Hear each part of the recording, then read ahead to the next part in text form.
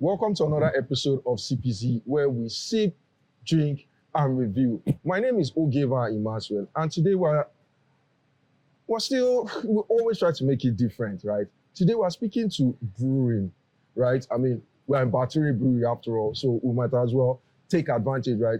And I'm here with Simeon Ojetola, who's the lead brewer, right? There's a lead brewer manager, lead brewer here in Bature, and he's going to be telling us everything we need to know about brewing. So, first of all, welcome to CPZ. It was difficult getting you, Simeon, but I'm happy you're here. We've spoken to alcohol, we've spoken to spirits, spoken to different things, right? And how they've been made, right? But I mean, we might as well speak about beer, right? Okay. And we know beer is brewed. So before we even go into it, right? In your own words, what would you say? Can you define? Tell us what brewing is really in your own words. Okay. First of all, I'll say thank you for having me on this show. Yeah, anytime.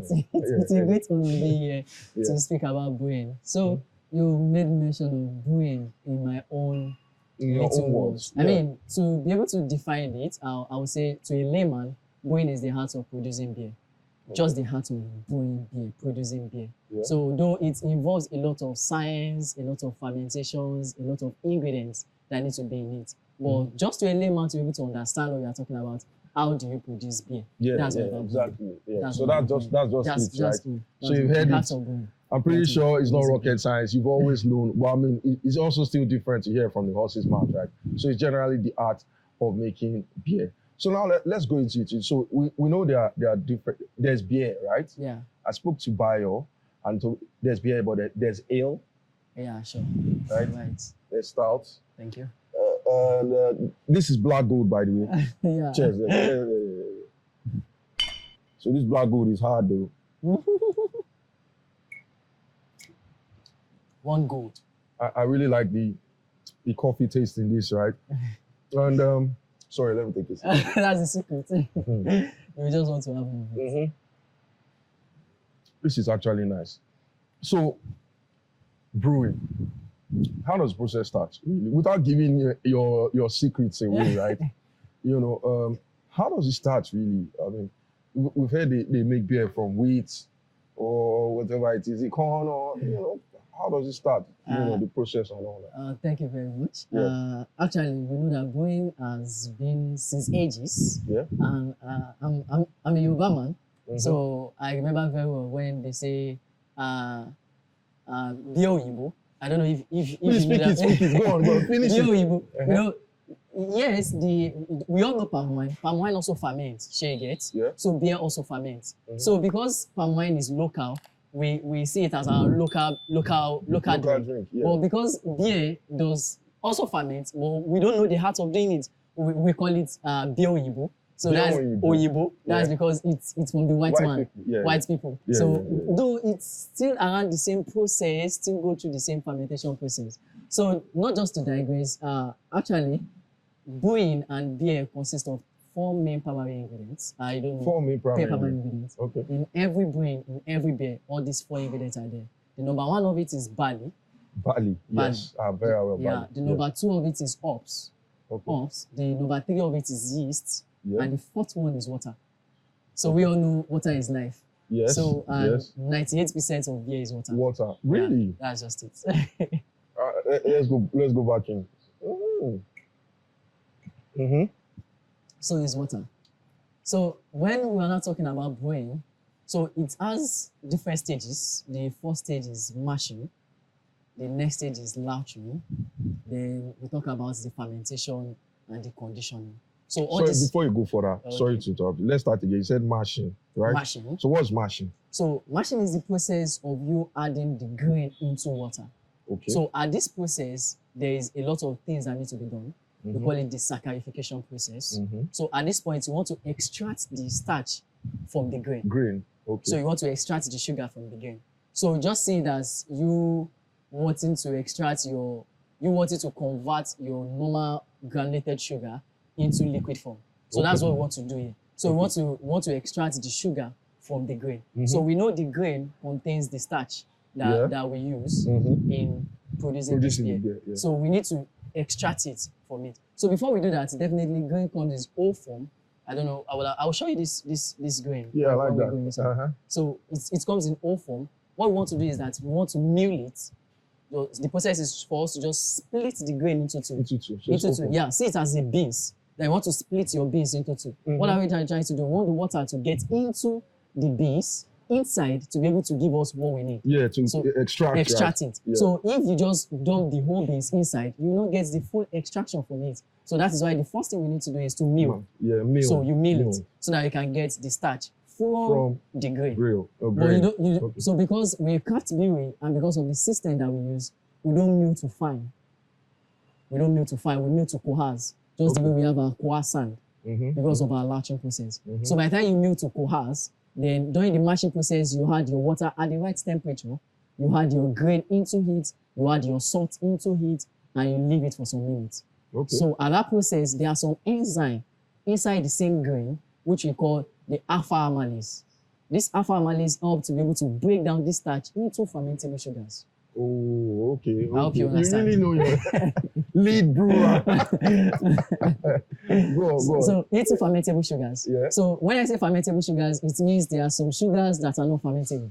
So that was why I used the word fermentable sugars. Yeah. So when you break down and this alpha amylase in this grain now help to convert the starch that are also inside that grain into fermentable sugars. So that is what we just want it to happen at that process. We want the process to go on. So you start, it is a stepwise process. So let's say you start with 60 degrees Celsius of your water. Then for 60 minutes, you leave it. All you need to do is to rest. We call it the rest process, the saccharification rest. Yeah. So you leave it to rest for that 60 minutes. So for 1 hour, nothing is happening. You just leave it, the right temperature. So all you need to do is maybe your agitator is on and is mixing. Just mixing slowly, slowly for 1 hour. Then after that, you increase the temperature to like 65. Some recipe has 70, depend on the particular brewing and their recipe. So you increase it up to the temperature at which the alpha amylase has broken down the fermentable the starch into fermentable sugars. Oh. So at that point, that is what you do. That is end at that process. That's the mashing milling process. So at that point, that is what you've done. So the next thing you need to do after that, I hope I'm not driving. No, I hope please go on. I'm learning. That's what the audience wants to know. I don't want to use too much of grammar. No, please feel free. So after that process, all you need to do is what we call the louching process. Okay. So louching. Lautering. Louching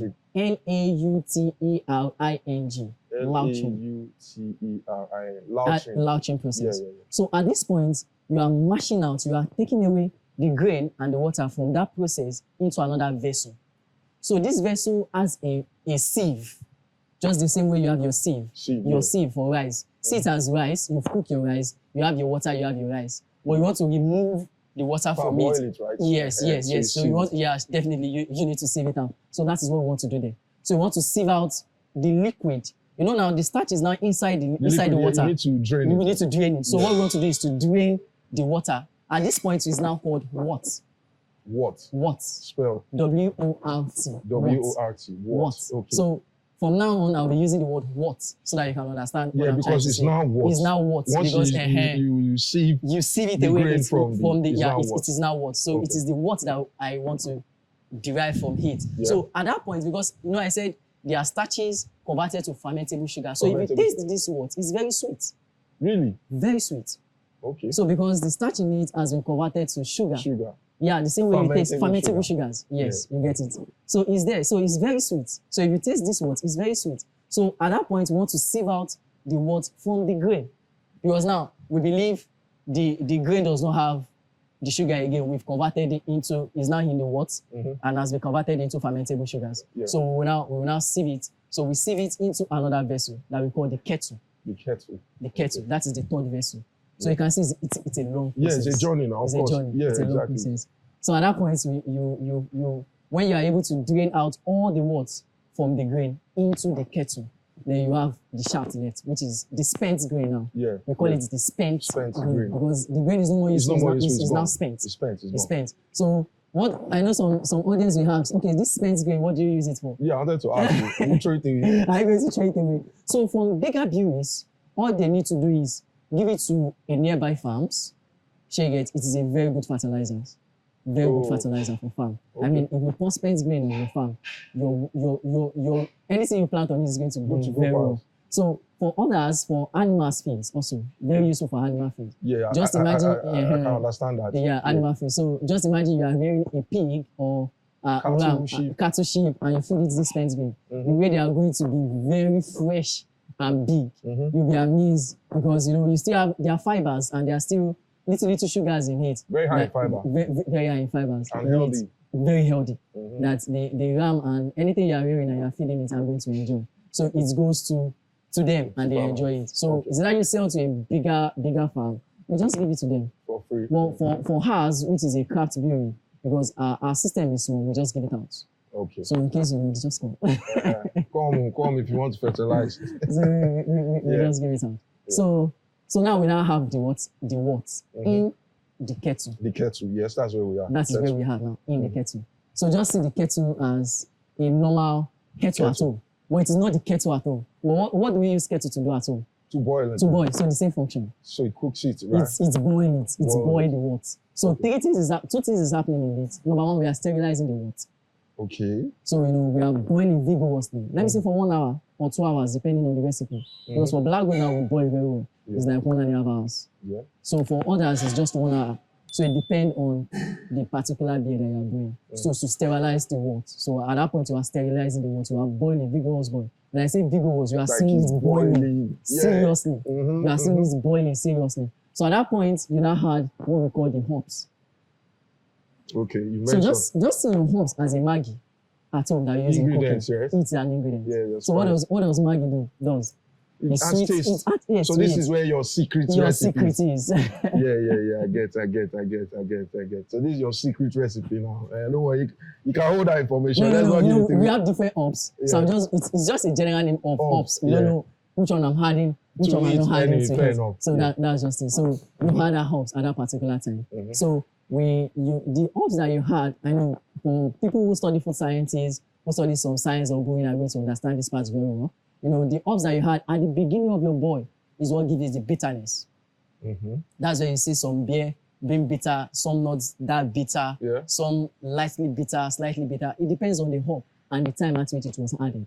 So if I want to boil now, I'm boiling for 1 hour and I had my hops at that start of 1 hour, then which means I'm boiling the water for 1 hour. So I'm going to get a whole lot of bitterness from that particular beer. Yeah, so because I want to get the bitterness from it. So does the time, the length of boiling, the time of boiling determine the taste? So if you boil it for a shorter period, will it affect the taste? It will make it less bitter, or the longer it stays, the more it gets bitter? Yeah, thank you very much. So for that question, number one, the longer you boil, the longer it becomes bitter.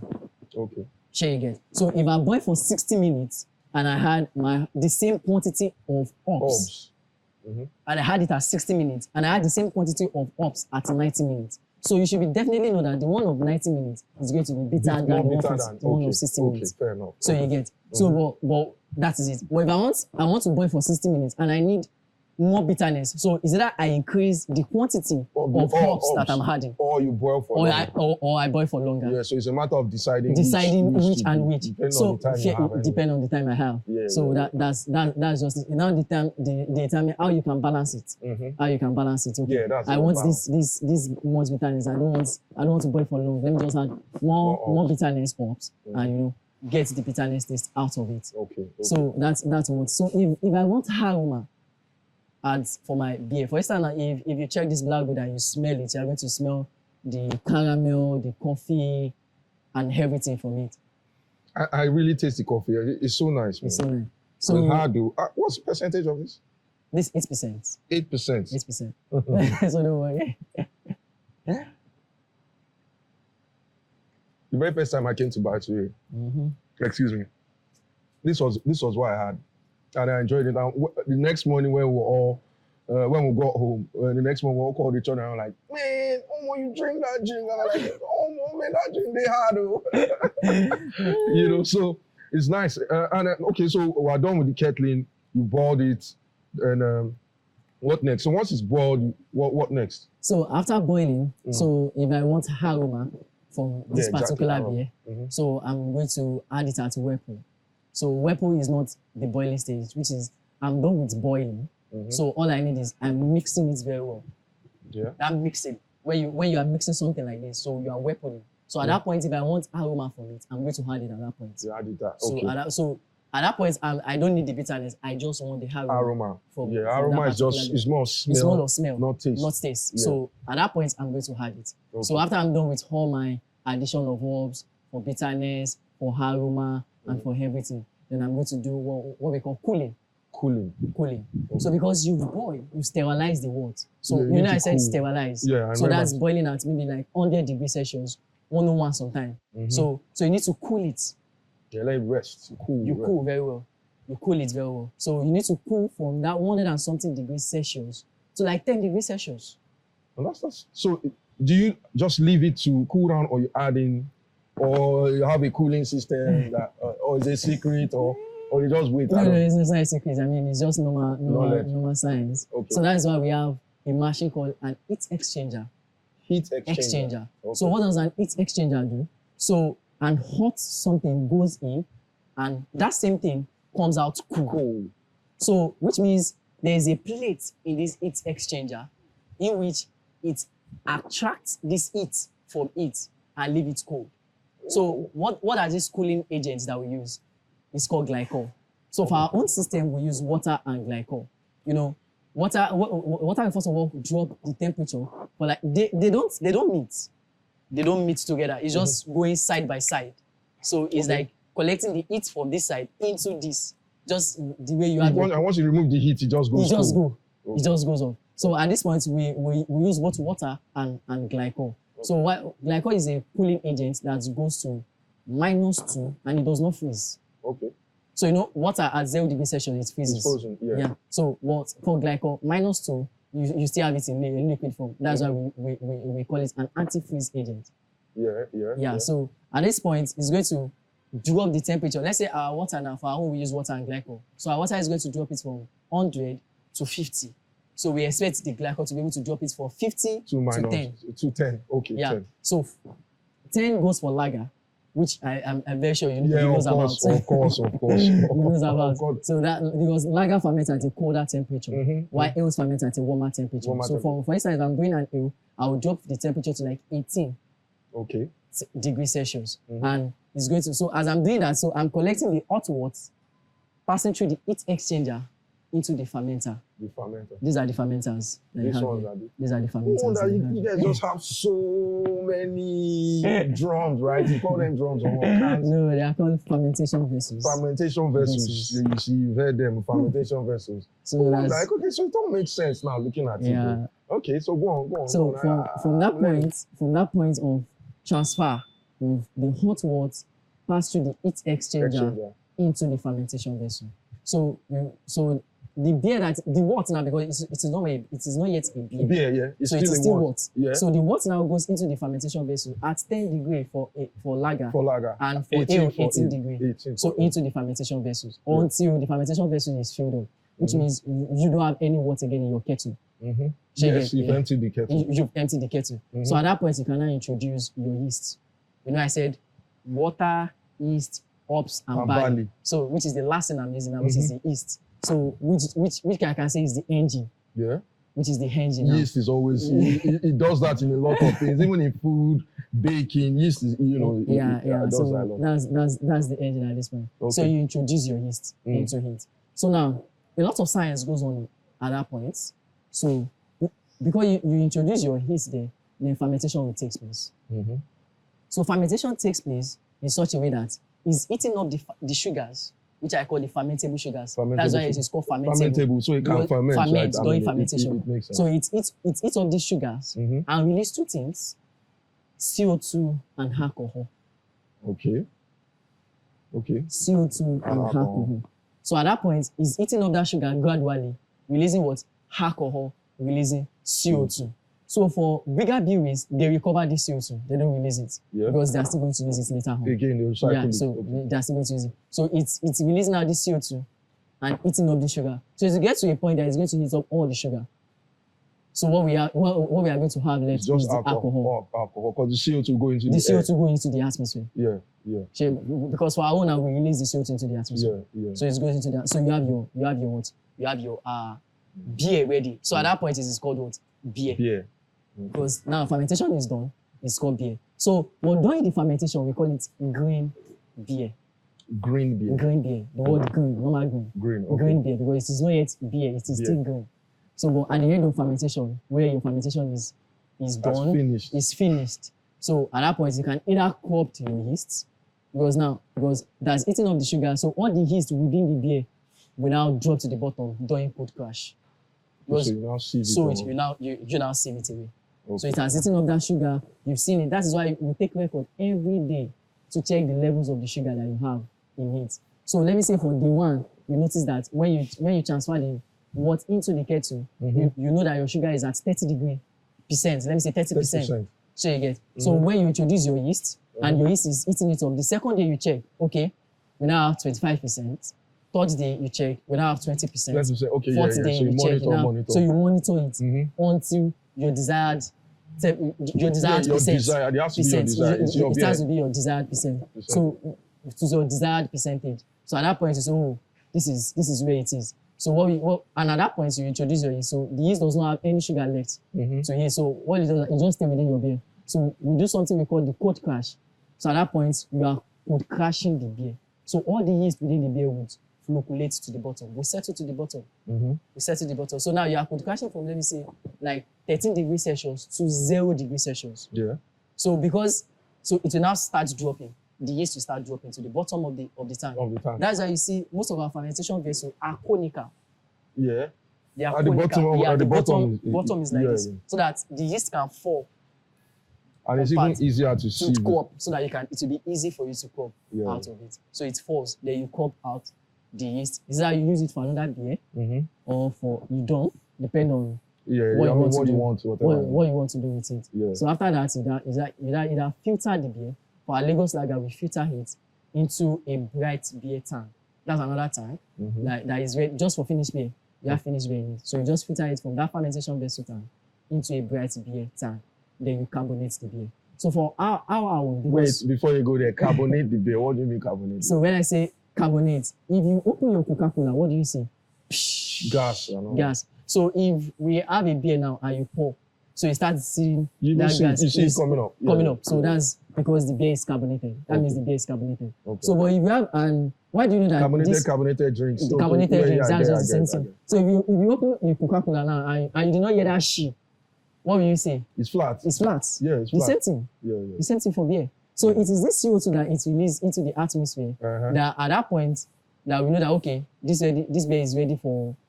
We now use some of it to just carbonate the beer and we buy the rest of it.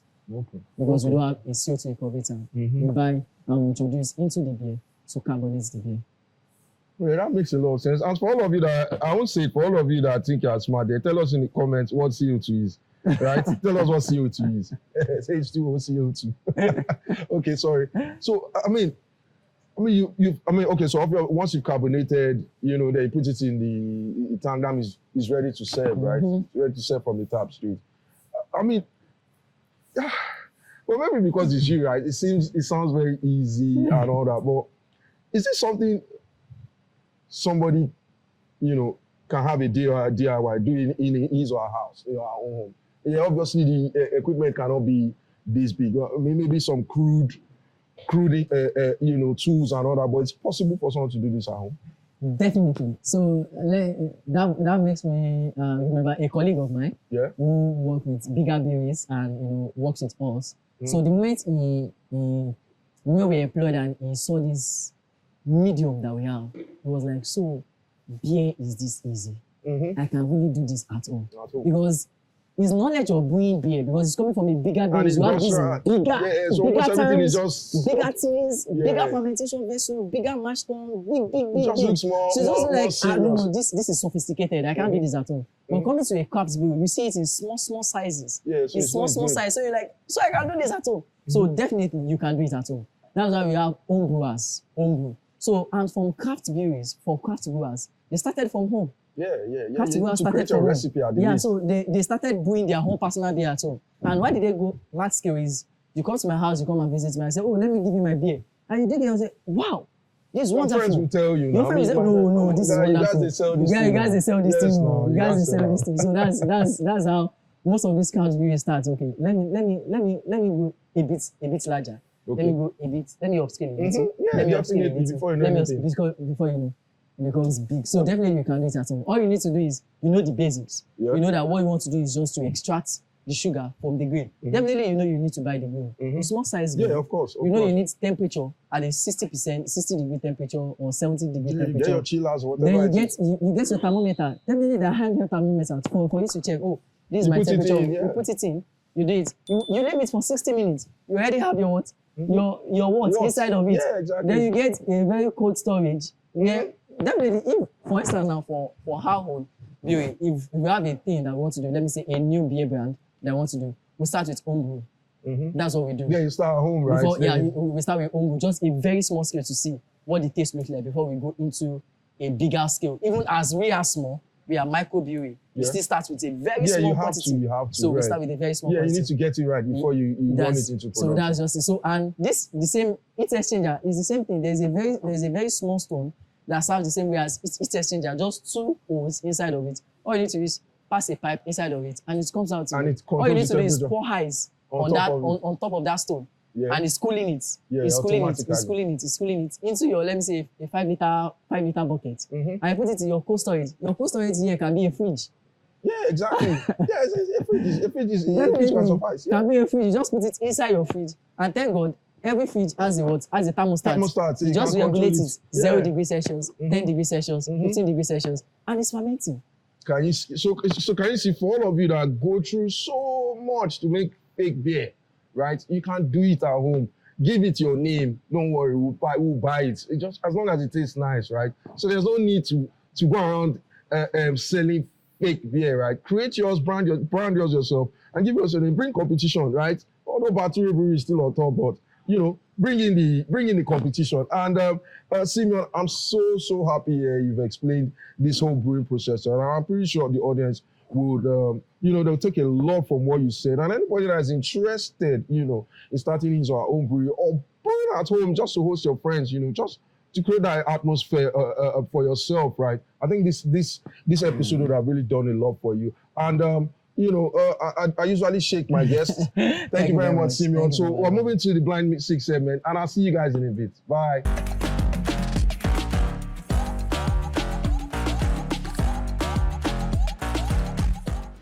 Welcome to the Blind Sip segment, powered by Bature Brewery.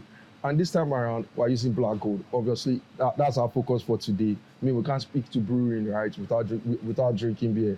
So for Simeon, I have 2 shots of gin and 1 shot of whiskey. But it's going to decide. But anyway, we'll get there. So 1 shot of gin, 1 shot of whiskey, and another shot of gin. So that's 2 shots of gin and 1 shot of whiskey. So let's put Simeon to the test. I'll see you guys. Let's go.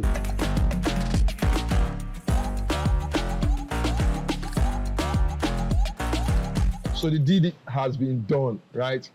Simeon is going to tell us what we've infused in these glasses of Black Gold. So Simeon, I wanted to make it very difficult for you, right?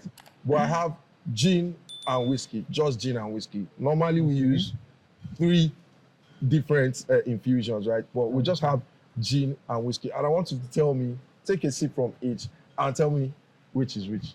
Show me your skill, right? Let me know what you do. Skill, really? I'm not really a whiskey and a gin drinker. Yeah, but tell us. I think I'm going to Just take a sip. find it difficult. You're going to find that's the idea. Well, It's I'm supposed to be trying. difficult. All right, go on.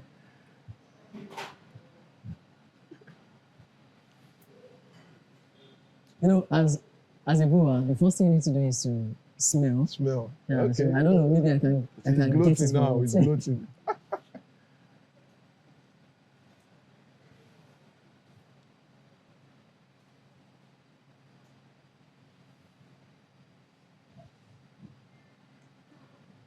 So I which can is taste that? this. Do you have an idea? I want to taste the thing. Okay, go on, go on.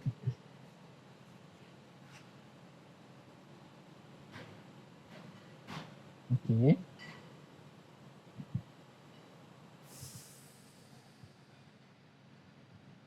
Sorry. Bro.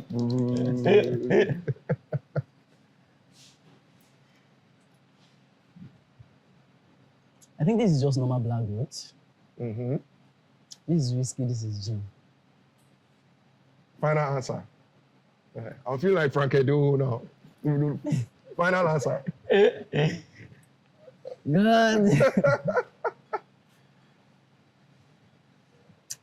I think final answer. Final answer. So this is pure black gold, Yes. whiskey, Yes. and gin.